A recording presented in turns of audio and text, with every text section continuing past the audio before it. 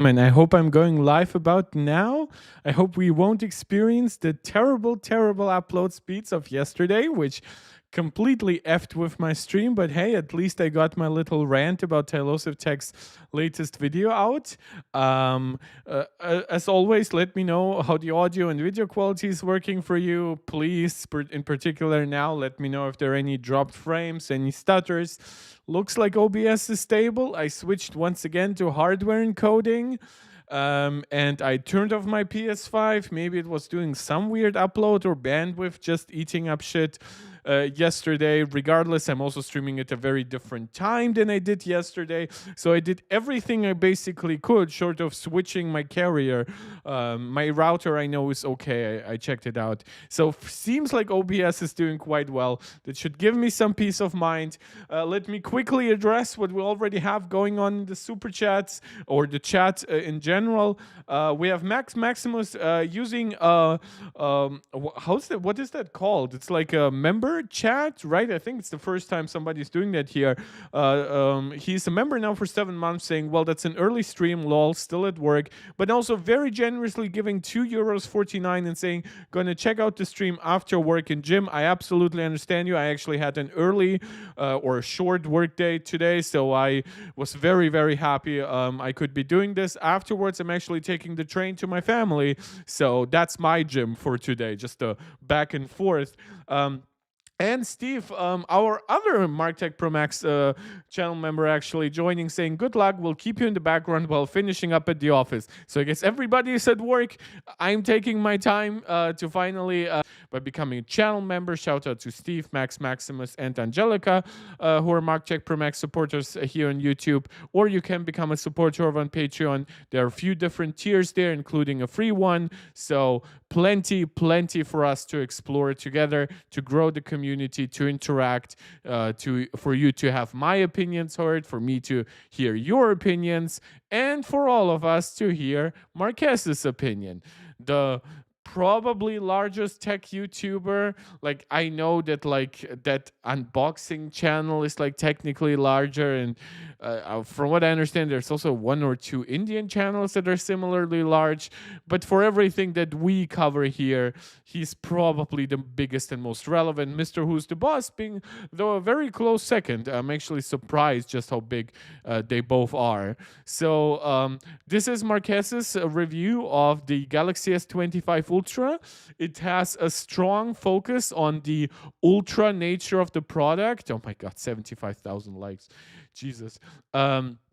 So that's fascinating to me, because I 100% agree that the S25 Ultra is not quite as ultra as it should be. Later in the stream, we'll cover devices like the upcoming Vivo X200 Ultra and the Oppo Find X8 Ultra.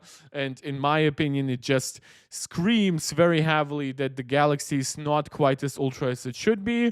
And in my opinion, I kind of think there's an opportunity for Apple to have like a $1,400 iPhone Ultra that could replace the Pros, like the Pro Max at the very least. I think that whether it's full replacement or it actually would sit on top of it, I don't know. I don't think that even $100 higher price would actually change the sales of the Pro Max at all. If Apple really needs to, they could make it be $1,400 with 512 gigabytes, which would be the same price for the 512 gigabyte version, but obviously by shifting the average sales price of the iPhone lineup a lot, because a lot of people like the 256 gigabyte option. Many people buy the 512 and 1 terabyte versions, but I do believe that this would really put like a lot of money into Apple's hands. Like, I personally got the 1 terabyte Pro Max,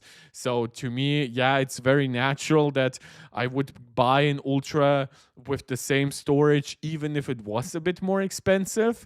But for now, that's just speculation. That's my suggestion basically towards Apple. Let's actually look at what one of the world's largest tech YouTubers had to say about the Samsung Galaxy S25 Ultra. Us humans have the tendency to rely on visual changes to understand things, right? So it would be easy to see how you look at the brand new $1,299 S25 Ultra. That's also important. Starting price $100 more expensive than the iPhone 16 Pro Max.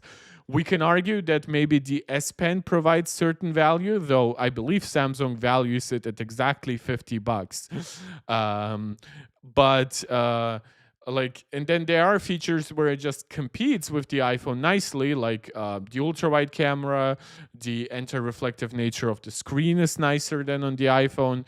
But overall, just from a hardware perspective, I mean, sure, it has like more RAM and technically faster storage, but that's not really things you will care about if the RAM management prevents you from having too many apps open in the background, or once you have so many apps open, your battery life will suffer, right? And speaking of battery life, the iPhone wins in battery life, the Galaxy wins in wire charging, the iPhone wins in wireless charging.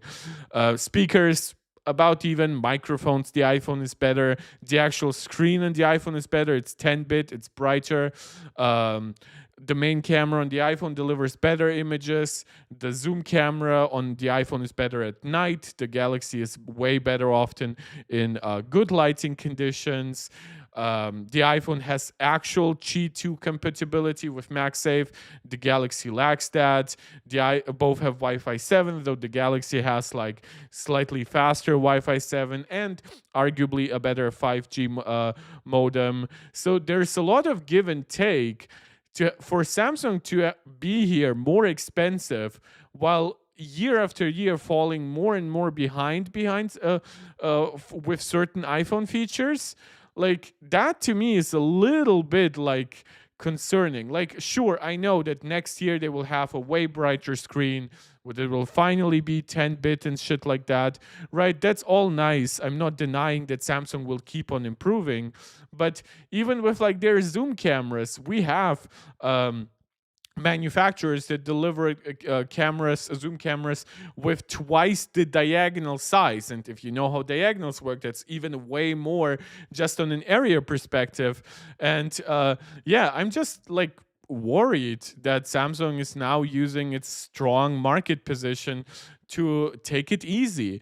Some people call it like they play it safe, but I actually think that pushing the technical envelope, unless it breaks your product, like the Galaxy Note 7, I think is safer for an Ultra product, because the people buying this kind of device, they do want those specs. Even if it's just 10, 15, 20% of the market, I know some people will just buy the Ultra because it's technically the best Samsung and that's all they really need.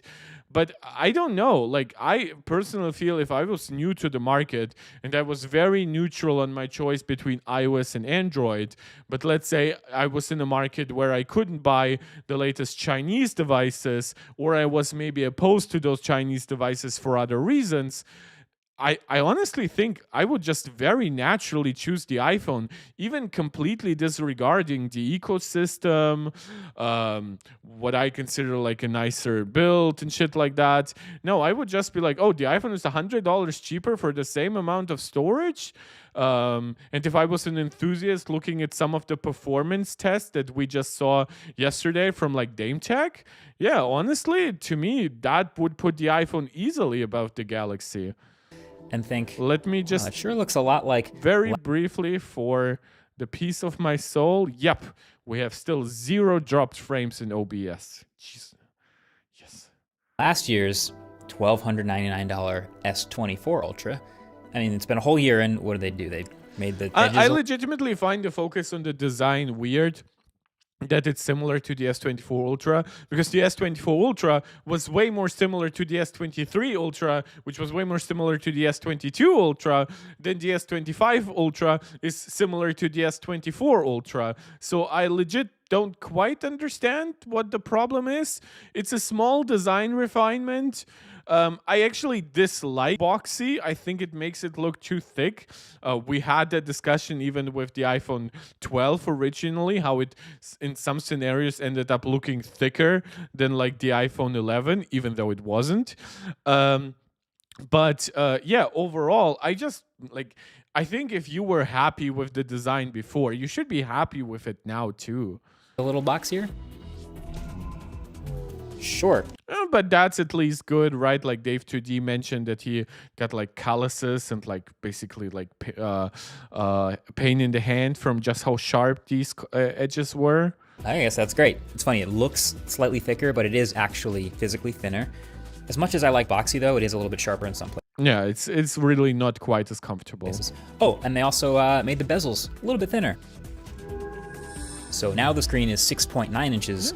And you can still see, like, I've seen some people argue that it's like noticeably thinner than the iPhone because like the thinnest of the bezel is basically exactly the same. And some people have argued, well, the iPhone's metal basically like is thicker around the bezel, but like these differences are so freaking minuscule. Like I wouldn't even care with the 15 Pro's bezels. Hell, I would barely care with the 14 Pro's bezels. So when people try to pretend like this is a big step up over the iPhone, which to me looks even more pleasing because the bezels are actually a little bit more even. That's just confusing to me. Like now you're playing the exact form over function debate that you accused iPhone users of doing for all those years. That's a very weird perspective in my opinion. It's a good product. It's a modern looking device. It has its shortcomings, especially for its price. There's no need to overstate some stuff like the thin bezels. There's no need to entirely shit on other things like the camera. Yes, it is not a full 1-inch sensor or whatever, but I would still probably prefer a lot of the outcomes of the 1x1.3-inch sensor over a lot of 1-inch sensor Chinese devices where I dislike the skin smoothing, the even a brighter saturation than Samsung does it. So I dislike either extreme. Like I am very happy to compare this device to what else is on the market, whether it's other Android devices, which I think are its real competition, or the iPhone, which I think is a very interesting, almost like scientific competition to observe. But for everything else, I have to say it's not a bad product, nor is it the greatest ever. Instead of 6.8. Nice. And it's also a bit of a more durable Gorilla Glass on the outside, but just remember, it's still glass. Yeah. Also, and it's actually scratched easier this year in jerry-rig everything's teardown. The camera rings on the outside are just a little more pronounced. They look worse. I think this looked way cleaner.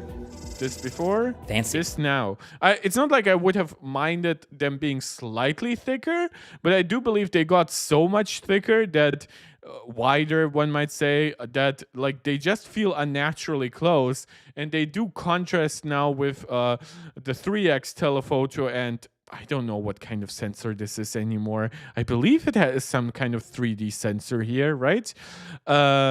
It just looks unbalanced at this point. You know, but none of this really makes a huge difference to usability. To really understand this phone, you have to look what's happening on the inside.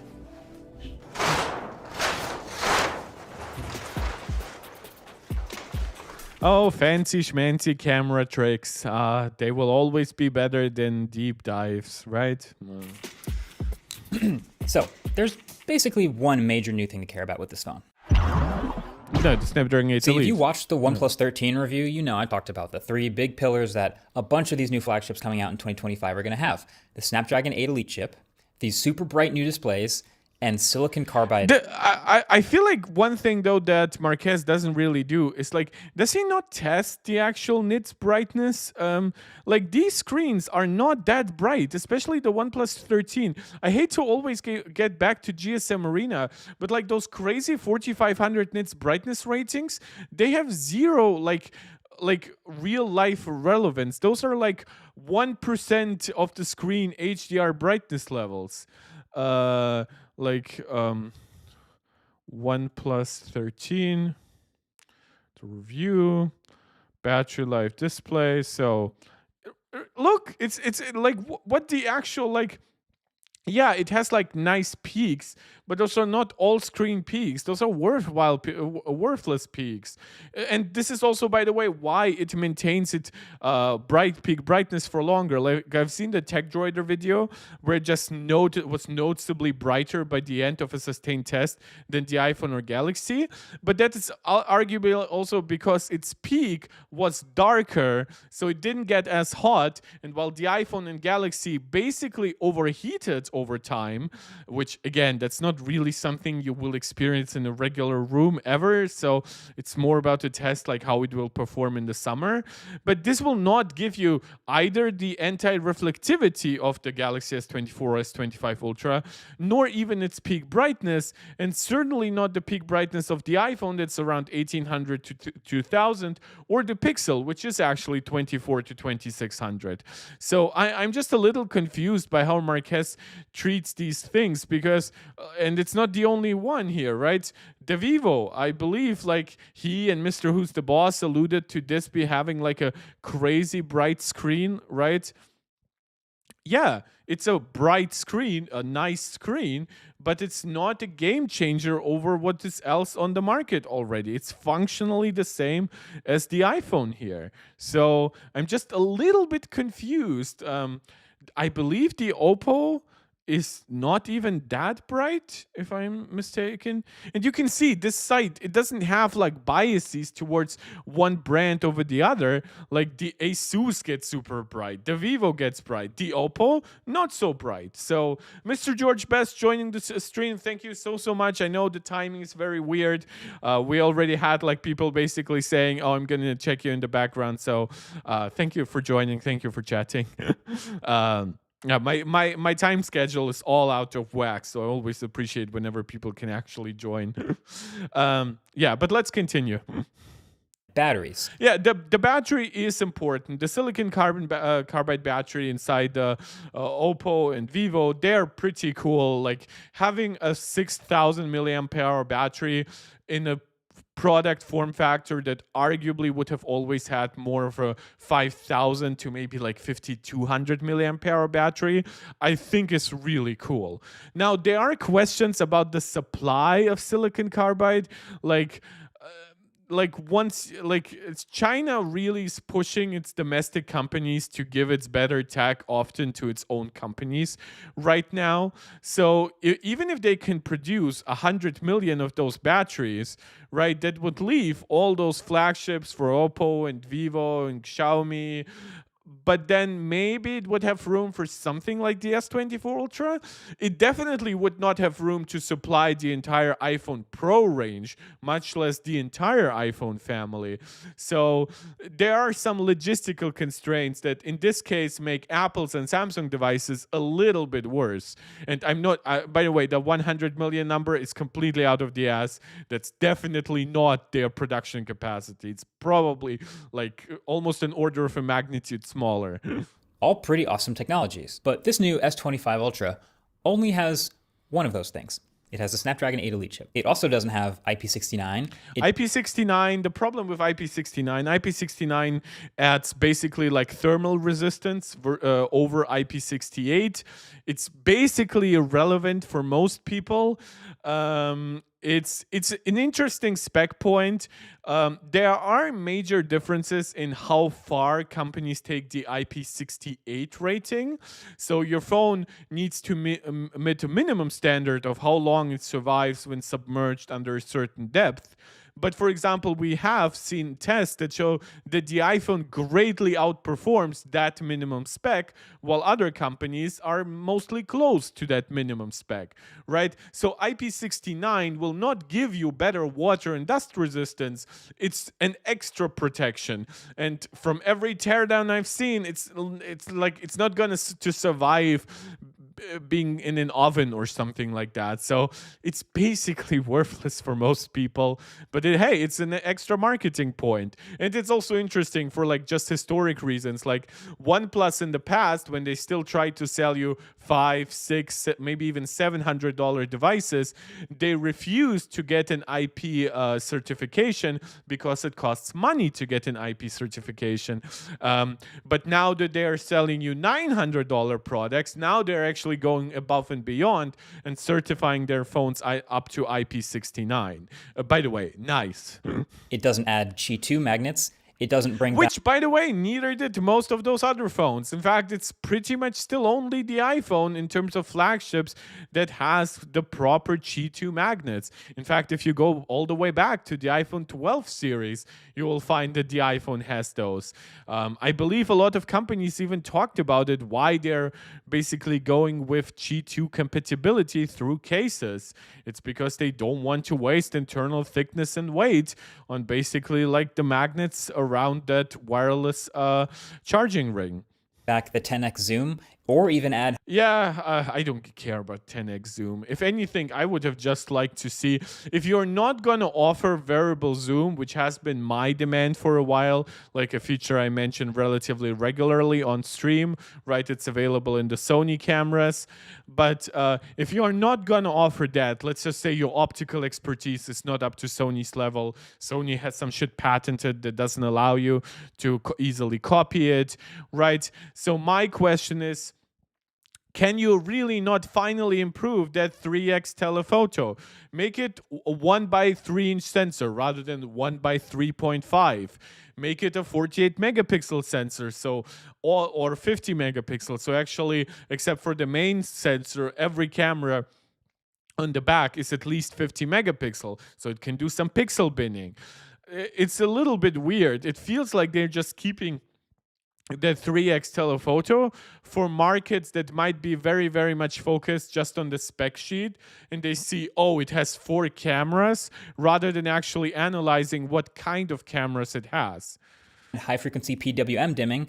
They even. Yep. But again, I didn't have issues either up to down the like S21 series. So I know some people really care about PWM like frequencies. I don't. At this point, I feel like all flagships are good enough. Even actually downgraded the S Pen, which I'll get to in a minute. They have just played it incredibly safe with this phone.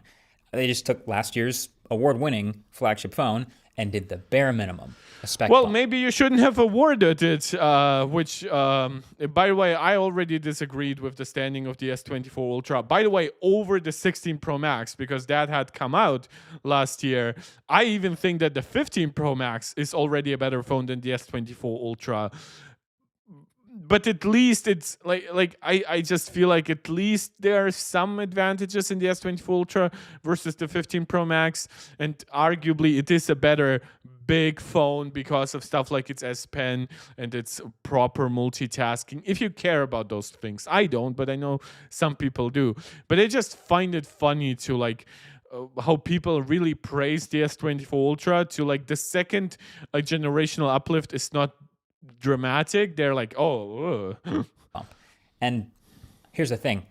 Samsung in the US has risen to this point where that's kind of all we realistically expect by the from way, them cheers. anymore. I do want It's kind of the same thing with the iPhone, by the way. Because in places like the US, where they're huge, they just actually don't have pressure to compete directly against the Vivos and Xiaomis and Oppos of the world, because those guys don't have... It's also not really just a US thing. Like even here in Germany, we are limiting these companies because of certain like disputes with China. I believe the Vivo has like a smaller battery.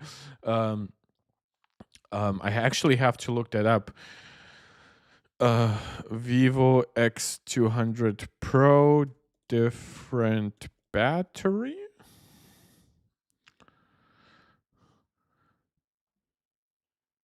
So which one? The X200 in Austria packs in 52-200. The Vivo X200 Pro is sold in most countries with 6,000 milliampere hours batteries.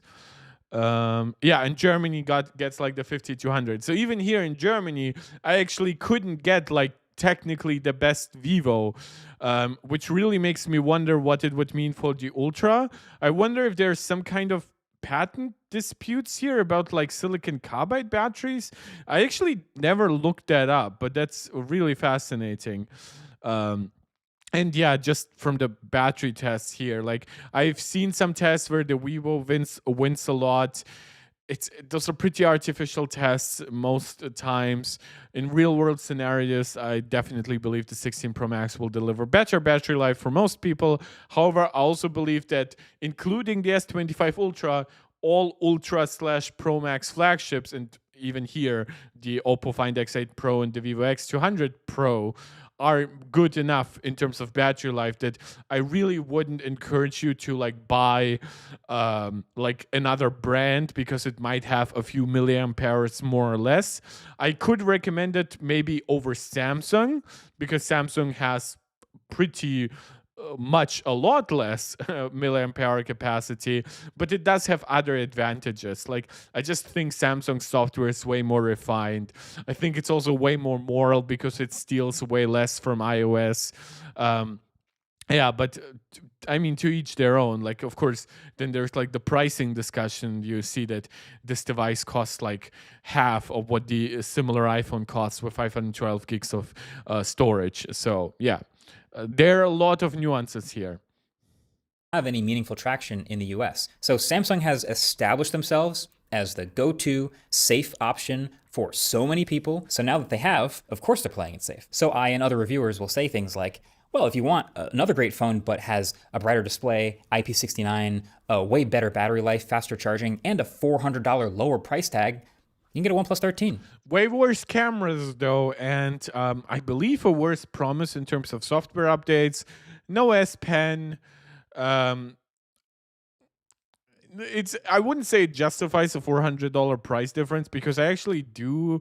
Well, unfortunately, there is no very dedicated Oppo Android skin anymore. It's very much all just ColorOS.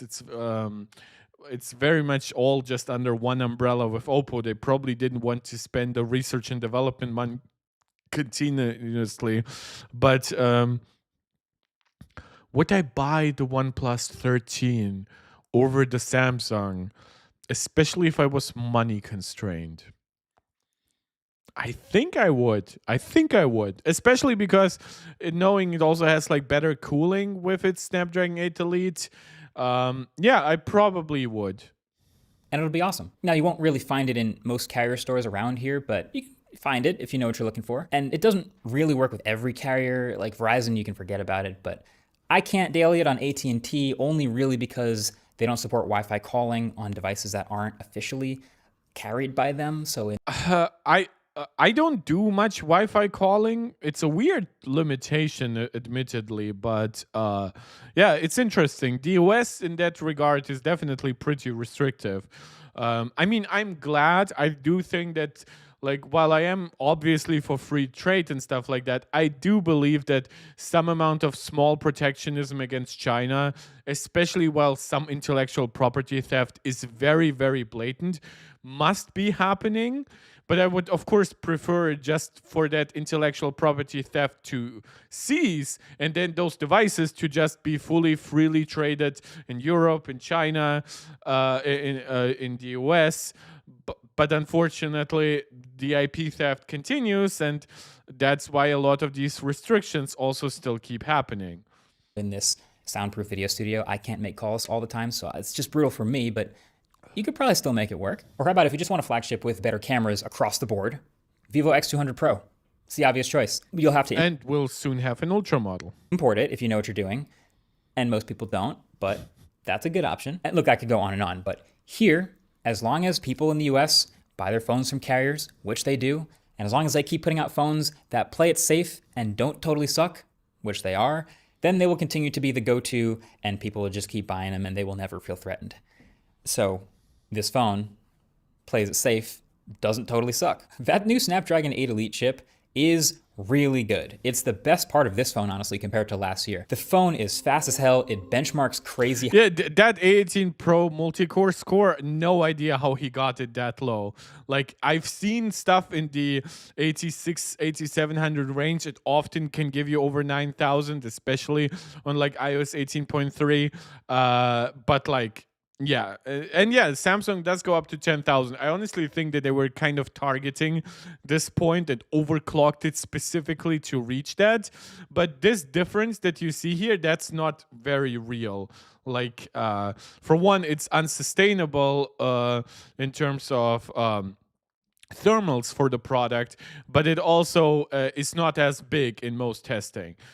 Going back again to GSM Arena, because they actually do a lot of good stuff when it comes to aggregating like benchmarks. I am against their usage of Wildlife Extreme, but hey, it's better than not having results. So software and performance. So you can see multi-core 10,000, but it's not like the other devices weren't unable to reach around 9,000. If anything, the Dimensity 9400 might be underperforming slightly, but it also seems to be a bit more efficient. And yeah, then with single core, the iPhone here would sit at around 35 to 3600.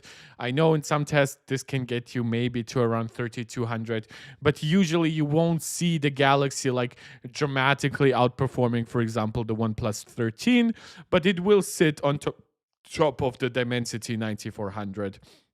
And then in gaming, it mostly comes actually down to like sustained performance, right? So while we can argue about its peak performance and outdated, very memory bandwidth limited tests, I still have no idea why they don't include Steel Nomad Lite here. But it is a high performing phone. And unironically, if it wasn't overclocked, it probably would be a better product for most people. It would create less unrealistic expectations. I think that the vapor chamber would just be a little bit more evenly used. Like instead of just like pushing a lot of heat right away and then instantly having to throttle it down a bit because it's just not sustainable.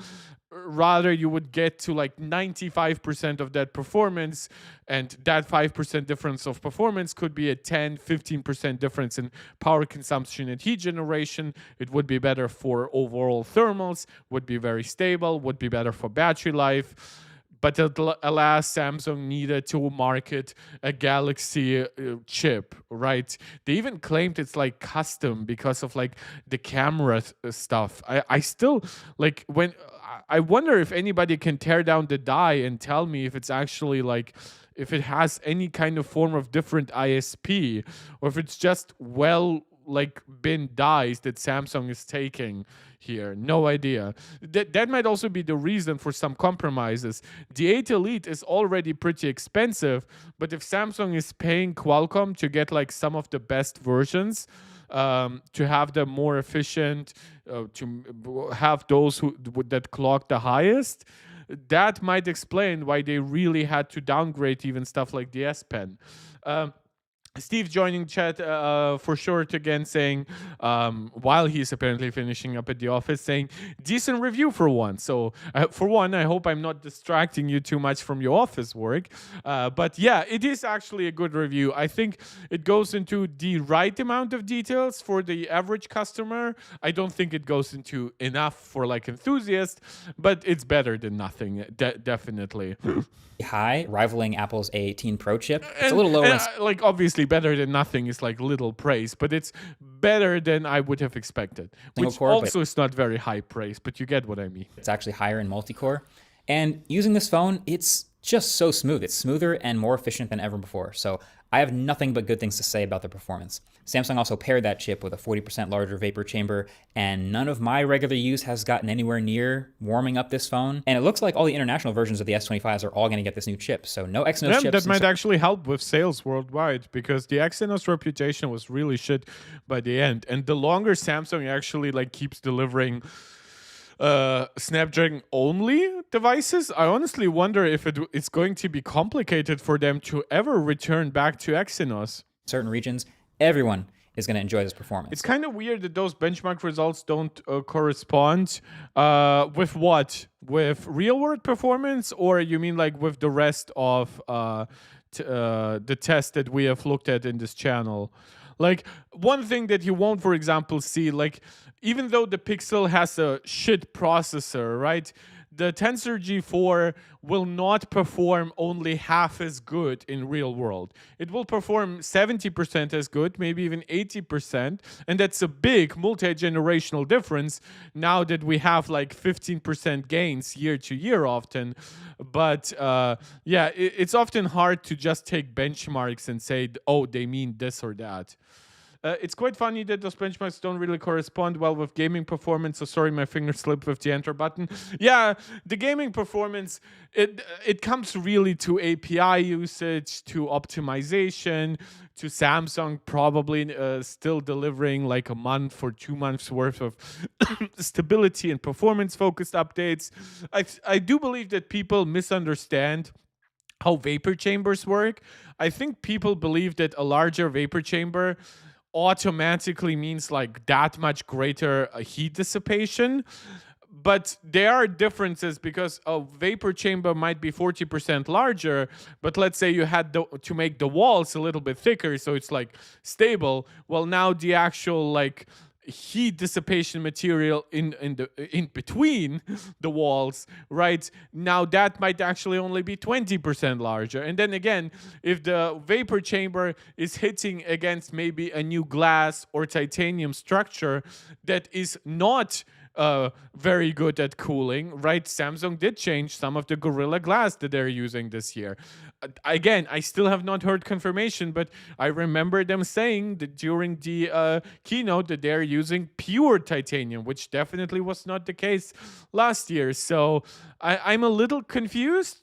I do believe that I definitely expected better results though than what we saw from like DameTech. I remember seeing DameTech videos showing the 18 Pro humbling the 8 Elite. Yeah. Like for example, and I'll actually go back to GSM Arena to shit on them for once, right? Okay, so they don't do the old mistake of pushing the iPhone into an Antutu test because Antutu is not comparable cross-platform. But like 3D Mark Wildlife Extreme is a very outdated test. It does next to nothing to take advantage of like the latest like Metal API changes. And by latest, I mean like even Metal 2 shit. Like I know that stuff has been updated over time. So technically, yes, it runs Metal 2, Metal 3, but it does by no way like really take advantage of that. It doesn't really take advantage of the latest Vulkan APIs on Android. It's a test that scales almost entirely now with memory bandwidth.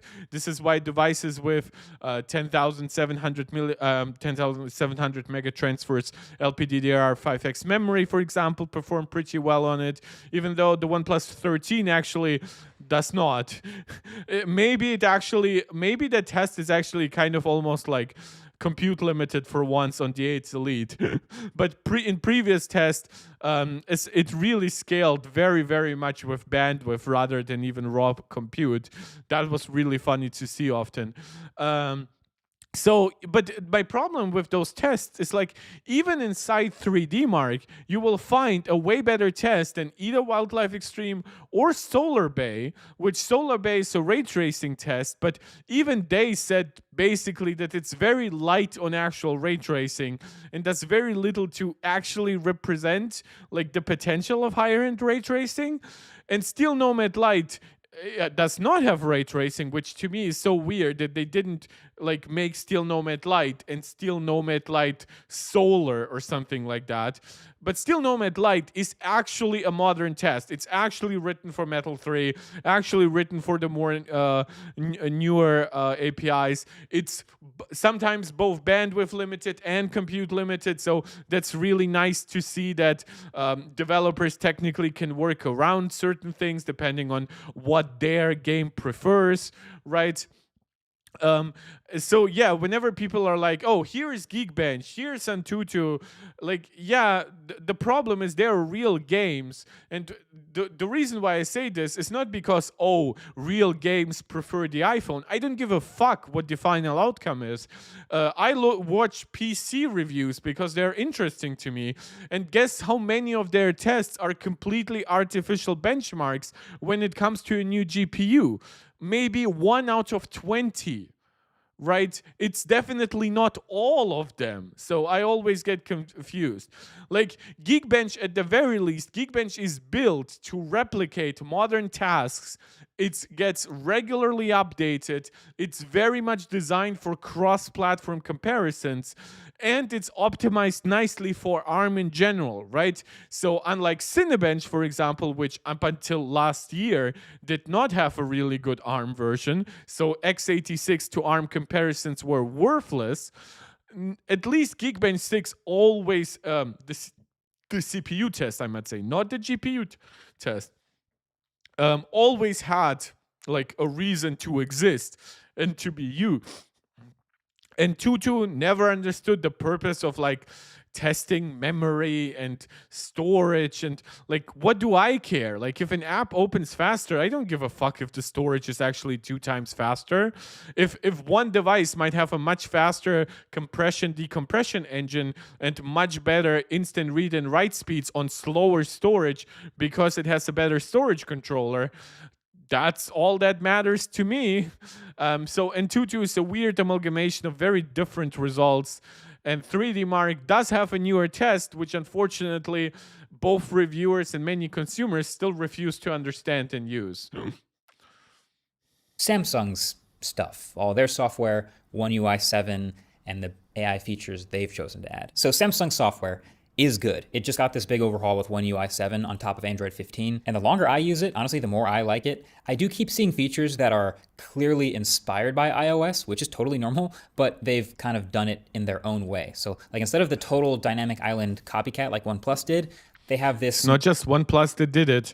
Ultimately, when you look, for example, at Oppo and the ColorOS, it gives you that too. Steve saying, nice rant, lol. Yeah, I to me, methodology is really way more important than the outcome often, because there are so many people testing. Some people will make mistakes even with a great benchmarks. They will like not properly brightness tune the displays. They will have different settings for background app refresh and whatever. So I understand that even a perfect benchmark can deliver different results. This is why methodology matters to me. Like, if 20 people do tests, some will fuck them up, even if they otherwise do fine. But if they all at least broadly adhere to a decent methodology, I know that on the average, their results will be quite fine and usable. When people just refuse to use the proper benchmark, it doesn't matter. Everything else then becomes worthless. New Now bar at a more reachable spot at the bottom of the phone that shows ongoing... Yeah, I think this is not a bad idea. I never would want to interact with so much different shit at like simultaneously on the lock screen, if that makes sense, right? Like all those small elements. In a way, I almost wish that For You tab, or however they call it, would also incorporate all that shit, but just larger, so I wouldn't actually have to scroll through so many small elements. Yeah, it's a bit weird. Activities like timers with Samsung's timer. And yeah, but like the user interface of a lot of that shit is just blatantly inspired by the dynamic island and live activities. Or ongoing navigation instructions with Google Maps. Or media with Spotify. And if you click it... They basically took Apple's live activities and they used that stacked widget format that Apple uses, and then they copied and kind of innovated on top of live activities, but they also use so much less space and they mix so much stuff into live activities that it becomes a little bit more confusing of what can I find down there. At least with the iPhone, what is on top, I even see like a little preview, so I know when I click on the dynamic island, and obviously what's in the live activities in the lock screen, well, there's only one automatically in there.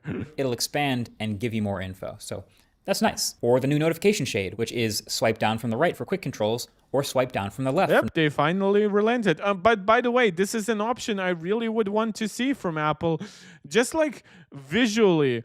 Like, I would want like my wallpaper, right, to be fully transparent when they're not transparent. Where is it? nice and clear, basically, when there are no notifications, but then like entirely blurred when I actually have notifications. So I just saw a stutter on my iPad, but that might be just my 5G. Jesus, I'm so Notifications. paranoid. Let me briefly switch to OBS. There's 0.2% frame drops. What is going on? It always happens midstream. Jesus Christ. I think it might be just the latest OBS version not working nicely with the latest version of macOS or something like that. I might just delete OBS and reinstall it, because at this point I have like no influence on it, whether it's like hardware encoding or software. I know my Wi-Fi is not that bad. It clearly didn't have issues before. Where have we seen that before? But with this one, you can actually then swipe back and forth between them, and you can change which side is which in the settings if you want to. So that's nice. Yeah, the reason why Apple doesn't let you do it, because on the lock screen you technically have like your widgets on that side. So Apple would at that point have to allow you to switch between the control center, the lock screen, and the widget stuff, which I wouldn't even mind. I think it's honestly a good option. The new lock screen customization is also clearly inspired. Hold down. That is not new. I believe they have added some new options, but this overall interface was basically instantly copied from iOS, to the point of people saying it actually came first on Samsung. It didn't. On your lock screen to bring it up, play with the clock placement and the styling and font weights, but there are way more styles and options with Samsung's here. And then, of course, there's all the new AI stuff, some of which is good, some of which... Yeah, like definitely impressive that it also like automatically isolated the shadow, close-up objects. I tested out Apple's Magic Eraser. I tested out Google's Magic Eraser versus Apple's Cleanup on my Mac. Unfortunately, it's not on my iPhone. It works fine. It's definitely worse. Is pretty weak, I found. So I've used the Object Eraser in the Photos app, for example, a few times. It's really good. If you ever need to remove a background object with AI generative fill, this is one of the best ones. The natural language search in the settings and the gallery also really good. I love just being able to find a setting buried in there with hundreds of available options just by saying. Yeah, I don't mind that. I think that that's also what Apple is targeting with like newer Siri. The right thing. And finding an old photo by describing it is even more cool, and it actually works. AI Select is decent. I was hoping it would be a little more responsive and like react more obviously to different contexts on my screen, but I like that it lets you quickly summarize something text related or make a GIF quickly from something like a video. I'm still more of a circle to search guy though. The daily briefs though, honestly, not that good. Every time I click it, I wonder why it's being shown to me. It's barely AI. It's just like, here's your calendar again. Yeah, and like all those little activities, they should be here. The weather again. Here's a single random news story and maybe a Spotify playlist. That's it. I'm going to turn this one off. But worst of all is actually the unknown cost. See, I don't know if you caught it, but Samsung's messaging about all these AI features has been, they're the greatest thing ever. They're the biggest new features on these phones, but also free until the end of 2025. But then what? They haven't said. So, clearly these AI features, they've cost some money to develop and they cost some money to run. And so they're free for now, but we don't really know at what point is Samsung going to start charging for them? How much are they going to charge? Part of me thinks Samsung doesn't even really know the answer to that question yet. They might be reacting to other companies or waiting. Yeah, and probably also like Google has talked about further monetization of Gemini. They talked about like integrating native ads into like Gemini searches and suggestions. So I almost wonder if maybe Google and Samsung are like, you know what? Maybe we'll keep a lot of functionality, but we'll like integrate ads or something like that. Or we'll just take a lot more data from the users. Maybe that will help. But then we'll have a premium option on top that makes the experience a little like smoother and cleaner. For others to make moves first. But just in general, it's not great to have that looming over your head as a user. The problem is I don't mind like having some questions on that. It's more that the question is not to me as much about price, but like, what differences will come with every new generation in terms of like what's capable, what's working in the cloud, or what works on device, what are the kind of protections I have as potentially a Samsung users versus somebody who just downloads the Google Gemini app on Android, right? Or even because at this point it kind of feels like it almost like the best experience beyond stuff like system wide, like circle to search, but like whenever Google integrates like Google Gemini, at this point Flash 2.0 probably, into a Siri, similar to how ChatGPT is integrated, it might honestly be the most consumer-friendly option at that point, because you will know how many searches you will have available. You will have the privacy protections through Apple. You will be asked every time you want to embed some personal data in a search query, and if you want to, you can integrate a clearly priced monthly subscription into it with no hidden changes or anything else like that. And you know that whatever you run on your device, actually, that's just the Apple stuff.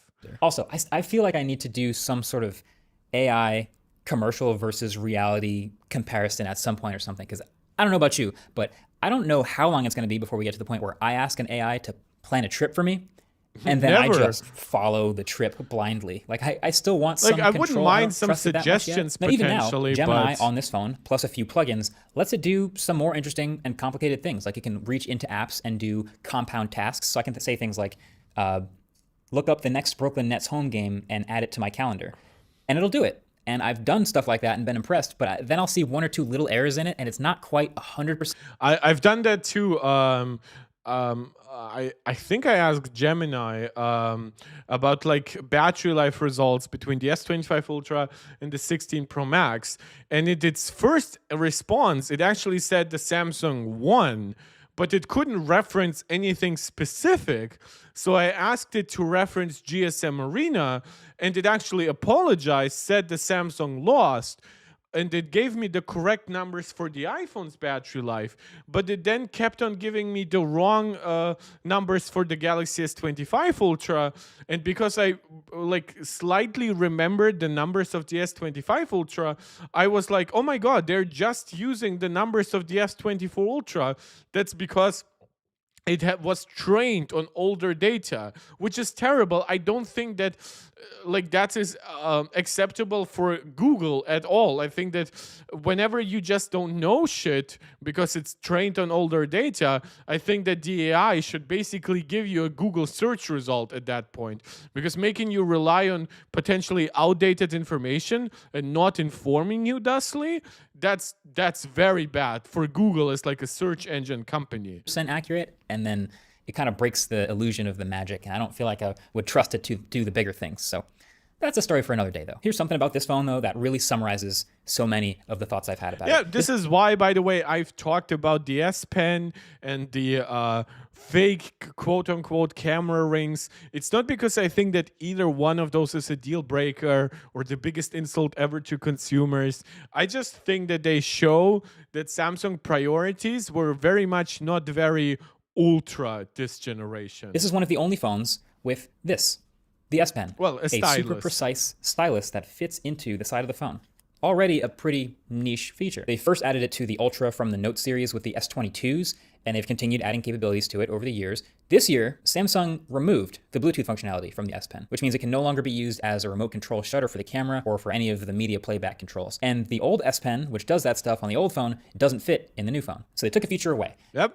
I've seen some fanboys in the early days say, oh, there will be a Bluetooth version, which, by the way, can you imagine the insult if you get a $1,300 product already with an S Pen, right?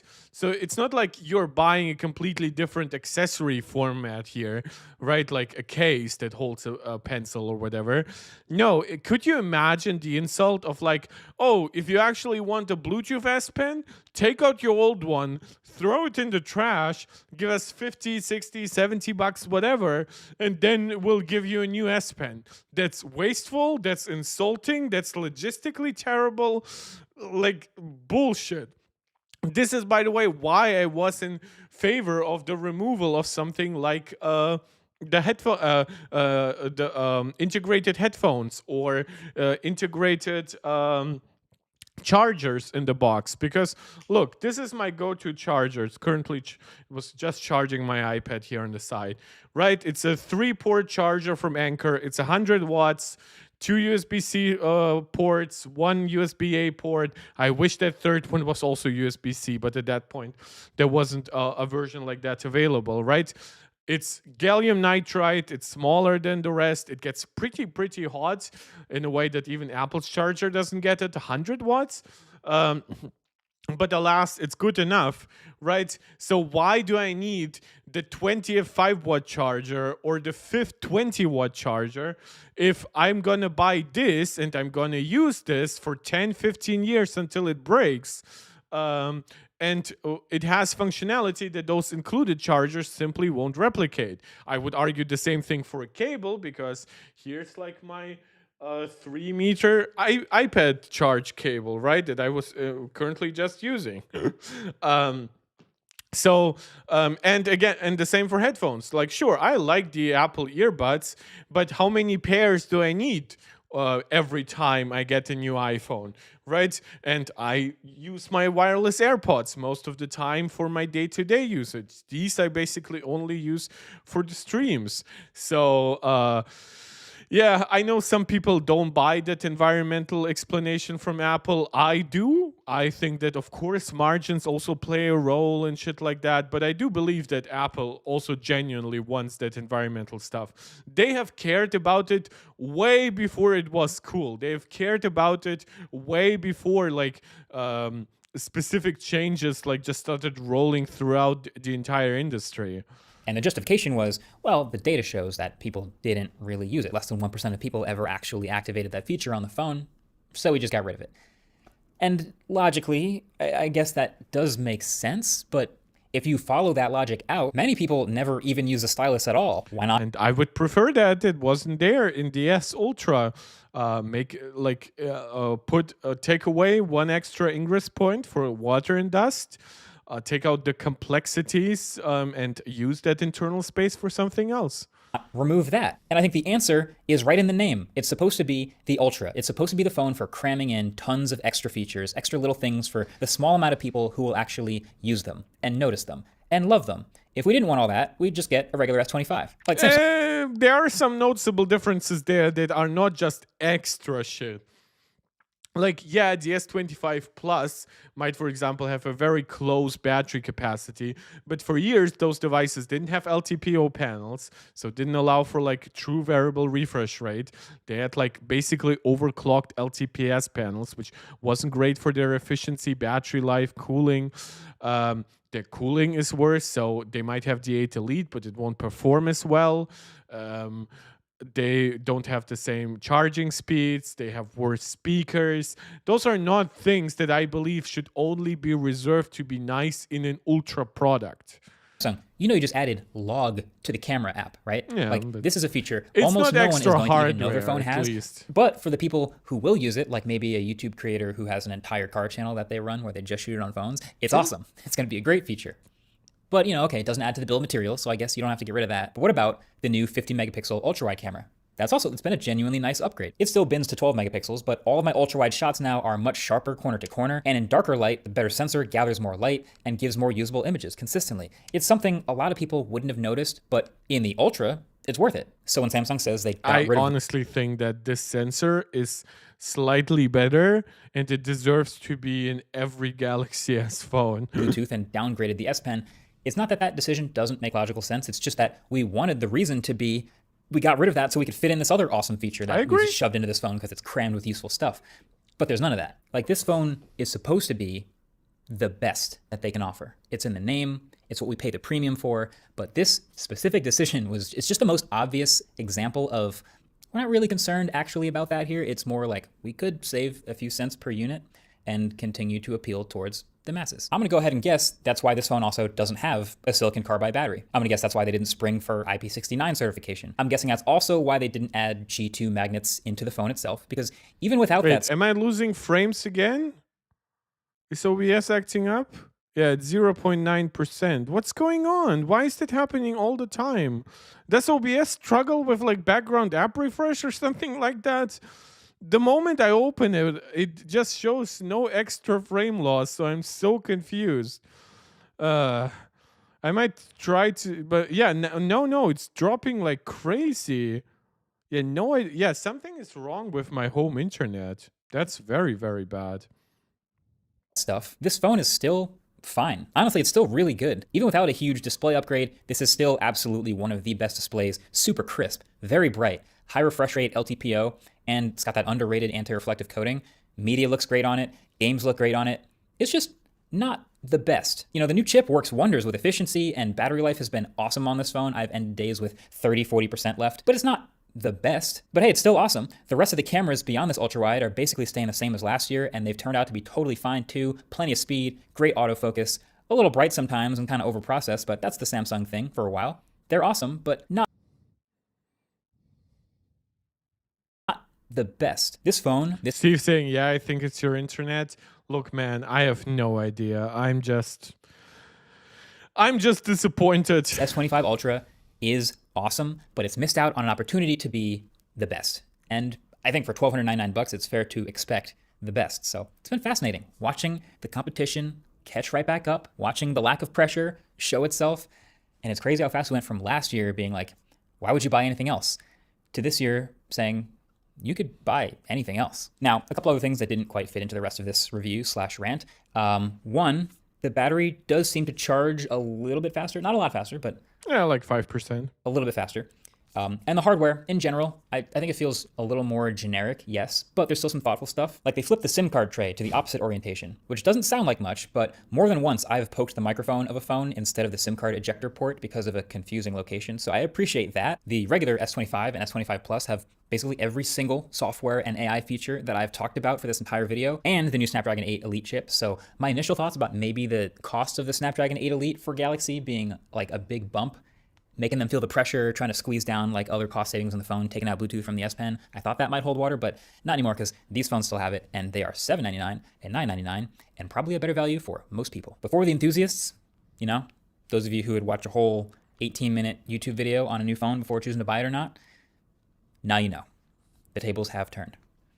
But also now, shout out to Best Buy for sponsoring. Okay, so it's a good review. I don't think it says anything new that we haven't yet heard.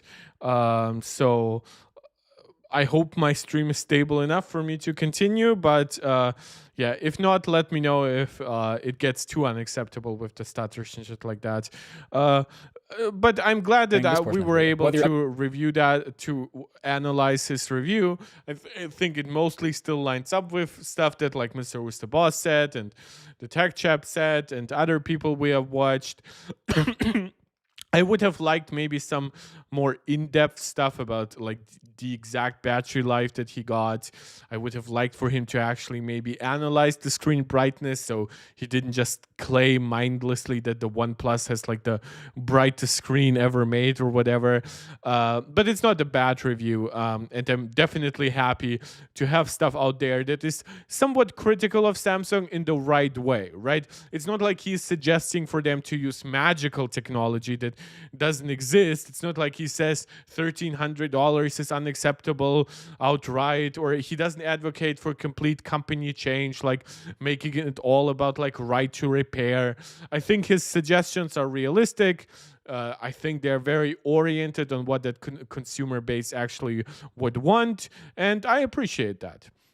But speaking of Ultra products and Apple competition, bright screens, all that stuff, let's talk about the Ultra models that will be coming out soon. And they're basically Pro Max models over the already existing Pro models in the lineup. So obviously we have currently the Xiaomi 15 Pro. Now we will be getting the Xiaomi 15 Ultra, and we have the Vivo X200 Pro, and soon we'll be getting the Vivo X200 Ultra.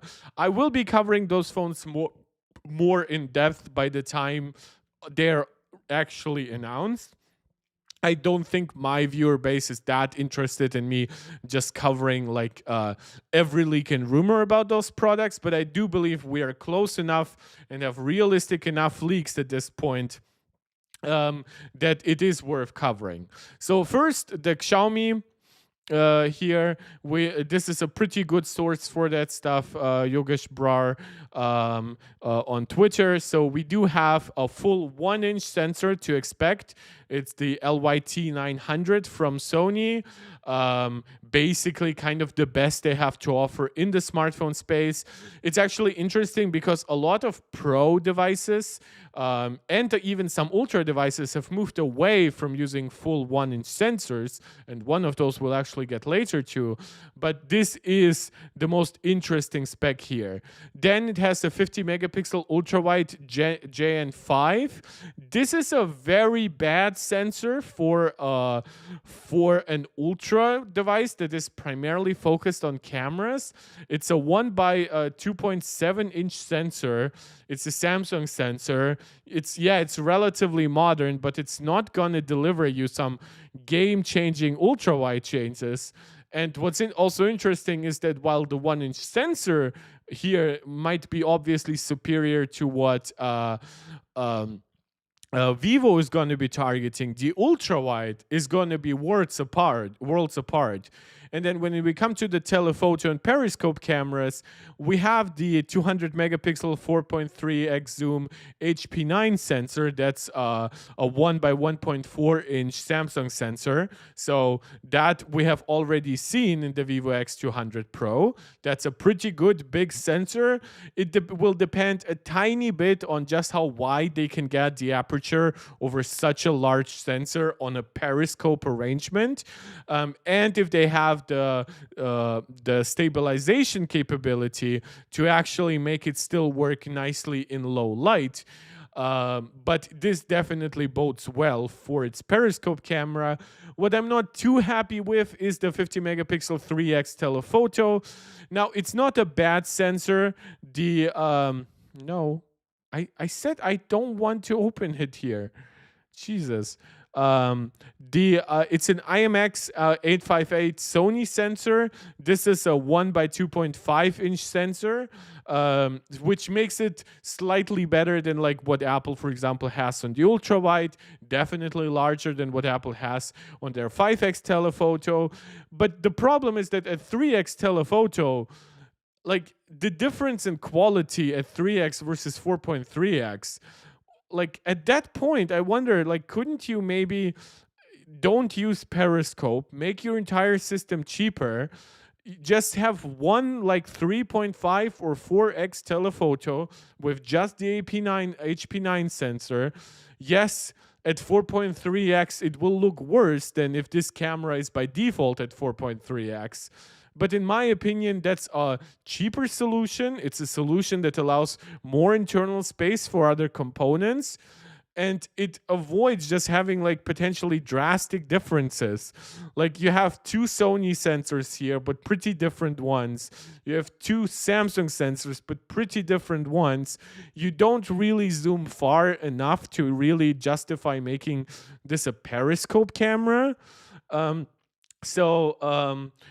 It's a little bit weird in my opinion. Now Samsung's ISOCELL. Now this is very important because we just talked a lot about that sensor. It's that Samsung's ISOCELL HP9 sensor that we have just discussed here is a Samsung sensor, right? So why are we only talking about it on like Chinese Ultra devices?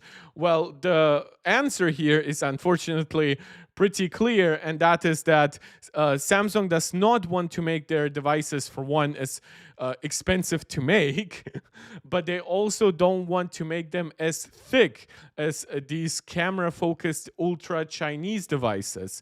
So to me, it's actually quite disappointing because obviously Samsung could have potentially much better like mass purchase deals on those sensors and give us very nice telephoto or even more precisely periscope zooms. But unfortunately, that's not happening. So this is coming from Twitter too, from Ice Universe, and he is basically explaining to people why Samsung might not be using their own sensor themselves in their devices. And basically, the explanation is that it would make those devices way, way too thick than Samsung is currently willing to make them. Right? So again, you can agree with that or disagree with that, but in my opinion, Samsung is just not going to implement that anytime soon. It's a large 1.4-inch sensor. Samsung is using a 1 by 2.52-inch sensor or something like that for their telephoto at this point. So yeah, if you think that like the fact that the iPhone has that other Chinese devices have like that latest Samsung sensor, don't expect that to happen anytime soon, unfortunately, for Samsung itself. The other Ultra device that is very interesting in my opinion, because I truly don't get some of the stuff here, but then I really do other solutions, and that is the Vivo X200 Ultra. So that will follow the Xiaomi 15 Ultra, the Oppo Find X8 Ultra. I actually believe I put the Oppo in the title rather than the Xiaomi. So 1-inch sensor. Wait, did the specs for the Oppo not fully leak? Maybe I should change that title to Xiaomi. But like the Vivo X200 Ultra will basically continue where the X200 Pro left off. It what to really my surprise, it will keep a 1 by 1.28-inch main sensor, so it's not going to a full 1-inch sensor size. This is the same sensor size as Apple uses for their main camera, but then for their ultra wide, they are using the same sensor size, which is obviously way, way bigger than anything Apple or Samsung uses, and way bigger than we just saw rumored for the Xiaomi.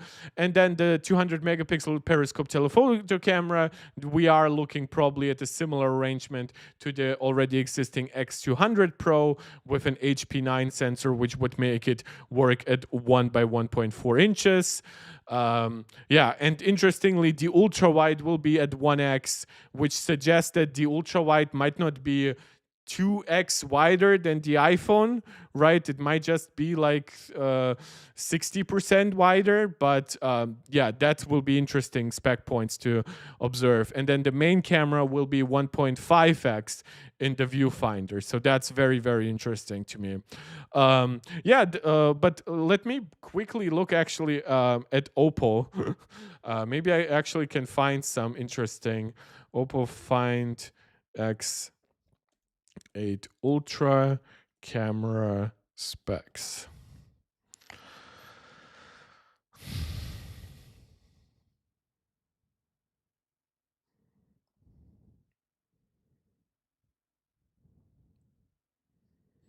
Okay. So the main camera will be 1-inch size, so that's similar to before to the Xiaomi. The second camera, okay, so they do not fully specify the rest as much. Like there's no details here for the ultra wide. And then for the zoom camera, it's a 1 by 1.56-inch sensor. So yeah, I'm actually surprised that we don't get all the details here. Supposedly it's getting a telephoto macro cam. Oh, okay, so this is very far zoom, 150 millimeters 6x. So 50 megapixel LYT 900, that's a 1-inch sensor. A 50 megapixel IMX 822 periscope module. That I actually don't know the exact specs.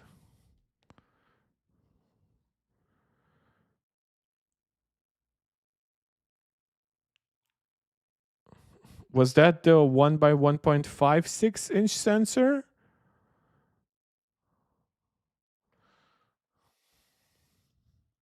Sensor size. It's a 1 by 1.95-inch sensor. Okay, so that's not bad, especially if it's paired with a capable periscope solution. The fourth sensor is expected to be the 50 megapixel ultra wide. Wait, the sensor is in question is rumored with 3x optical zoom and OIS. It will have optical zoom? You mean like the Sony sensors, but instead of like 3x to 7x, it will give you like what? How did that happen? How did I miss out on that rumor? Oppo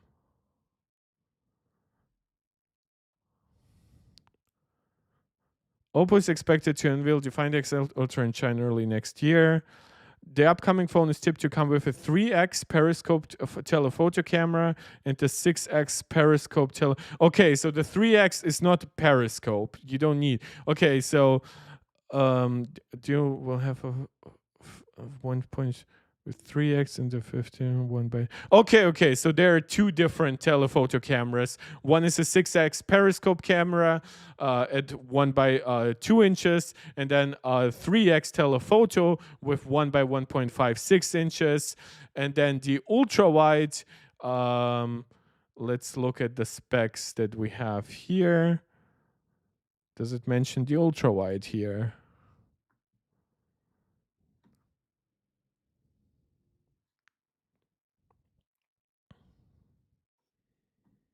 Did I close that somewhere?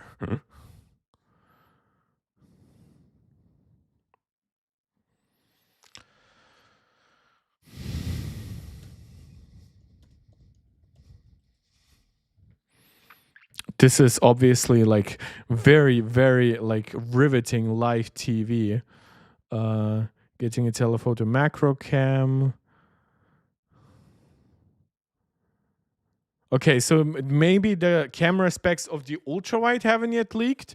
I wonder if it's going to be crazy where it's like the size of the main sensor of the Vivo, like the Vivo's ultra wide. So yeah, very interesting different solutions between these brands. So I'm actually very fascinated by that. But yeah, that's it for like the Android side. Let us briefly roll into some Apple coverage here.